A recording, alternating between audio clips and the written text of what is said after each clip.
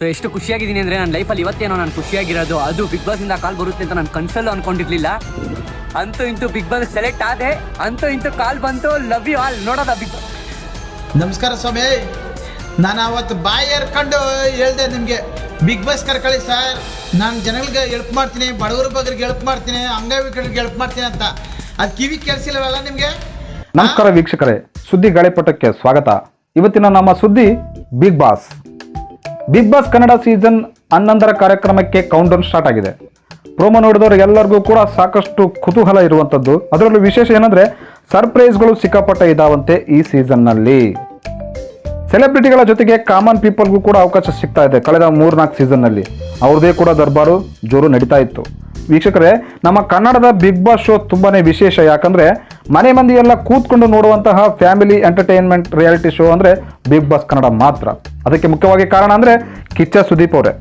ಅವರ ಕಾಸ್ಟ್ಯೂಮು, ಅವರ ಮಾತಿನ ಶೈಲಿ, ಸ್ಪರ್ಧಿಗಳಿಗೆ ನೀಡುವಂತಹ ಉತ್ತರ, ಜೊತೆಗೆ ಬುದ್ಧಿ ಮಾತು ಎಲ್ಲವೂ ಕೂಡ ಕನ್ನಡದ Bigg Boss reality show success ಆಗೋಕ್ಕೆ ಕಾರಣ ಅಂದ್ರೆ ತಪ್ಪಾಗಲ್ಲ. ಅದರಲ್ಲೂ ಸ್ಪೆಷಲ್ ಆಗಿ ವೀಕೆಂಡ್ ಅಲ್ಲಿ ಬರುವಂತಹ ಕಿಚ್ಚ ಸುದೀಪ್ ಅವರನ್ನ ನೋಡೋಕೆ ಸಾಕಷ್ಟು ಮಂದಿ ಕಾಯ್ತಾ ಇರ್ತಾರೆ. ವಾರ ಪೂರ್ತಿ ನಡೆದ ಘಟನೆಗಳನ್ನ ಸಿಂಪಲ್ ಆಗಿ ಬಗೆಹರಿಸಿ ಸಮಾಧಾನ ಮಾಡಿ, ಅದು ಹಂಗಲ್ಲ ಹಿಂಗ್ಯಾಕ್ ಮಾಡಲಿಲ್ಲ, ಹಂಗ್ ಮಾಡಿದ್ದು ತಪ್ಪು ಅಂತ ತಮ್ಮದೇ ಸ್ಟೈಲಲ್ಲಿ ಉತ್ತರ ಕೊಡುವಂತ ಕಿಚ್ಚ ಸುದೀಪ್ ಅವರಿಗೆ ಸಪರೇಟ್ ಆದಂತ ಫ್ಯಾನ್ ಬೇಸ್ ಕೂಡ ಇದೆ ಬಿಗ್ ಬಾಸ್ ವಿಚಾರದಲ್ಲಿ. ಇನ್ನು ಈ ಸಲದ ಬಿಗ್ ಬಾಸ್ ಕನ್ನಡ ಸೀಸನ್ 11ರಲ್ಲಿ ಸುದೀಪ್ ಅವರು ನಿರೂಪಣೆ ಮಾಡಲ್ಲ, ಹೊಸಬರು ಬರ್ತಾರೆ ಅಂತ ಸೋಷಿಯಲ್ ಮೀಡಿಯಾದಲ್ಲಿ ಸಾಕಷ್ಟು ಸೌಂಡ್ ಮಾಡ್ತಾ ಇತ್ತು. ಅದರಲ್ಲೂ ವಿಶೇಷವಾಗಿ ರಮೇಶ್ ಅರವಿಂದ್, ರಿಷಬ್ ಶೆಟ್ಟಿ, ಗೋಲ್ಡನ್ ಸ್ಟಾರ್ ಗಣೇಶ್, ಇನ್ನು ಕೆಲ ಸೆಲೆಬ್ರಿಟಿಗಳ ಹೆಸರು ಕೂಡ ಕೇಳಿಬಂತು, ಅವರೇ ಈ ಒಂದು ಬಿಗ್ ಬಾಸ್ ಶೋ ಮಾಡ್ಕೊಡ್ತಾರೆ ಅಂತ.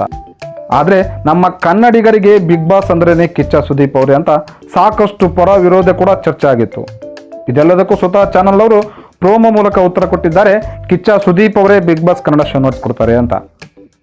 ಇನ್ನು ನೋಡುಗರಿಗೆ ತಲೆಗೆ ಹುಳ ಬಿಡೋಕ್ಕೆ ಈ ಬಾರಿಯ ಬಿಗ್ ಬಾಸ್ ಪ್ರೋಮೋ ಕಾಯ್ತಾ ಇತ್ತು.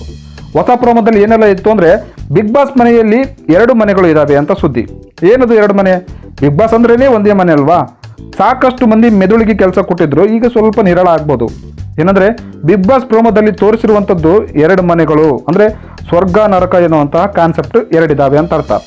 ಬಿಗ್ ಬಾಸ್ ಇತಿಹಾಸದಲ್ಲೇ ಪ್ರಪ್ರಥಮ ಬಾರಿಗೆ ಅಸಲಿ ಆಟ ವೀಕ್ಷಕರಿಂದ ಶುರುವಾಗ್ತಿದೆ.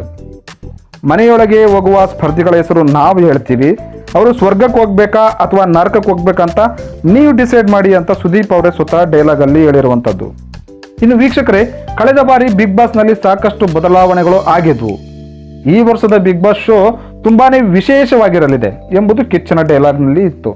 ಸೀಸನ್ 10ರಲ್ಲಿ ಸಮರ್ಥರು ಅಸಮರ್ಥರು ಅಂತ ಸ್ಪರ್ಧಿಗಳನ್ನ ಡಿಬೇಟ್ ಮಾಡಲಾಗಿತ್ತು.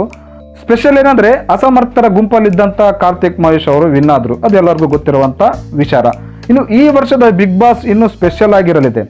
ವಿನ್ಯಾಸದಲ್ಲಿ, ನಿರೂಪಣೆಯಲ್ಲಿ, ಚಟುವಟಿಕೆಗಳಲ್ಲಿ ಮತ್ತು 2 ಮನೆಗಳಲ್ಲಿ ಅಂದ್ರೆ ಸ್ವರ್ಗ ನರಕ ಎನ್ನುವಂತಹ ಕಾನ್ಸೆಪ್ಟ್ಗಳಲ್ಲಿ ಏನೆಲ್ಲ ನಡೆಯುತ್ತೆ ಅನ್ನೋದನ್ನ ನೀವೆಲ್ಲ ಕಾದ್ ನೋಡ್ಬೇಕಾಗಿದೆ. ಇನ್ನು ಕಳೆದ ಸೀಸನ್ ಏನಿತ್ತು ವೀಕ್ಷಕರೇ, ಅದು ಎಲ್ಲಾ ಸೀಸನ್ ಅಂತೆ ಇರಲಿಲ್ಲ. ಕಿರುತೆರೆಯಲ್ಲೇ ಒಂದು ಇತಿಹಾಸವನ್ನ ಸೃಷ್ಟಿಸಿತ್ತು. ಹ್ಯಾಪಿ ಬಿಗ್ ಬಾಸ್ ಎಂಬ ಕ್ಯಾಪ್ಷನ್ ನಲ್ಲಿ ನಗುವಳು, ಕಾಂಟ್ರವರ್ಸಿ, ಎಂಟರ್ಟೈನ್ಮೆಂಟ್ಗೆ ಏನು ಕಮ್ಮಿ ಇರಲಿಲ್ಲ. ಅದರ ಜೊತೆಗೆ 112 ದಿನಗಳ ಪ್ರಸಾರ ಕಂಡಂತಹ ಬಿಗ್ ಬಾಸ್ ಕನ್ನಡ 10 ಕಾರ್ಯಕ್ರಮದ ಗ್ರ್ಯಾಂಡ್ ಓಪನಿಂಗ್ ಏನಿತ್ತು ವೀಕ್ಷಕರೇ, 7.1 TVR ದಾಖಲಿಸಿತ್ತು. ಅದರ ಜೊತೆಗೆ ಗ್ರ್ಯಾಂಡ್ ಫಿನಾಲೆ ಕೂಡ 11.5 TVR ದಾಖಲಿಸಿತ್ತು. ಅಂದ್ರೆ ಟೆಲಿವಿಷನ್ ರೇಟಿಂಗ್ ಅಷ್ಟೊಂದು ಜಾಸ್ತಿ ಇತ್ತು. ಇದು ಕಿರುತೆರೆಯಲ್ಲೇ ಹೈಯೆಸ್ಟ್ ರೇಟಿಂಗ್ ಅಂತಂದ್ರೆ ನೀವು ನಂಬಲೇಬೇಕು. ಇನ್ನು ಈ ವರ್ಷದ ಬಿಗ್ ಬಾಸ್ ಸೀಸನ್ 11ರಲ್ಲಿ ಯಾರೆಲ್ಲ ಪಾರ್ಟಿಸಿಪೇಟ್ ಮಾಡ್ತಾರೆ, ಯಾರೆಲ್ಲ ಇರ್ತಾರೆ ಅನ್ನೋದು ಇನ್ನೂ ಕನ್ಫರ್ಮ್ ಆಗಿಲ್ಲ. ಆದರೂ ಸೋಷಿಯಲ್ ಮೀಡಿಯಾದಲ್ಲಿ ಸಾಕಷ್ಟು ಕಲಾವಿದರುಗಳು, ಸೆಲೆಬ್ರಿಟಿಗಳ, ಸೋಷಿಯಲ್ ಮೀಡಿಯಾ ಸ್ಟಾರ್ಗಳ ಹೆಸರು ಕೇಳಿ ಬರ್ತಾ ಇದೆ. ಆದರೆ ಬಿಗ್ ಬಾಸ್ ಸ್ಪರ್ಧಿಗಳ ಬಗ್ಗೆ ಇನ್ನೂ ಸುಳಿವು ಕೊಟ್ಟಿಲ್ಲ. ಇದಕ್ಕೆ ಈಗಾಗಲೇ ಸಾಕಷ್ಟು ಮಂದಿ ಒಳಗಡೆ ಹೋಗೋಕ್ಕೆ ಸರ್ಕಸ್ ಮಾಡ್ತಾ ಇದ್ದಾರೆ. ಇನ್ನು 10 ಸೀಸನ್ಗಳನ್ನ ಮುಗಿಸಿ 11ನೇ ಸೀಸನ್ ಶುರು ಆಗ್ತಿದೆ. ಈ ಕ್ರೆಡಿಟ್ ಸುದೀಪ್ ಅವ್ರಿಗೂ ಕೂಡ ಸಲ್ಲಬೇಕಾಗುತ್ತೆ. ಕಳೆದ 10 ಸೀಸನ್ಗಳಲ್ಲಿ ಯಾರೆಲ್ಲ ವಿನ್ ಆದ್ರು ಅಂತ ಡೀಟೇಲ್ಸ್ ಇಲ್ಲಿದೆ, ಈ ವಿಡಿಯೋ ನೋಡ್ಕೊಂಡು ಬನ್ನಿ.